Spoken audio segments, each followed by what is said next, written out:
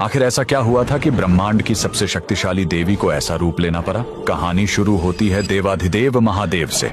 पुराणों के अनुसार जब शिव जी अपने सबसे भयंकर रौद्र रूप में थे तो उनके क्रोध और तीसरे नेत्र की गर्मी से पूरा ब्रह्मांड जलने लगा था। उसी क्रोध की अग्नि से उनके माथे से ऊर्जा की एक बूंद जमीन पर गिरी, जिसे शिव का पसीना कहा गया। और क्योंकि वह बूंद सिर्फ क्रोध और भयंकर गर्मी से बनी थी, इसलिए धरती पर गिरते ही उससे एक ऐसे खूंखार राक्षस का जन्म हुआ जिसके अंदर ब्रह्मांड की सारी बीमारियां और बुखार भरा हुआ था। ज्वरासुर शिव का अंश होने के कारण देवताओं के बड़े बड़े अस्त्र शस्त्र भी इस राक्षस पर बेअसर थे। अपनी राक्षसी शक्तियों के घमंड में आकर उसने पूरी दुनिया में चेचक और जानलेवा बुखार जैसी महामारियां फैला दी। धरती सचमुच आग की तरह जलने लगी। हर गांव, हर घर में मासूम बच्चे इस भयंकर बीमारी और गर्मी से तरप तरप कर जान देने लगे। चारों तरफ हाहाकार मच गया। तब अपने भक्तों की ये चीख पुकार और उस बेबस माँ के आंसू देखकर साक्षात देवी आदि शक्ति का हृदय कांप उठा।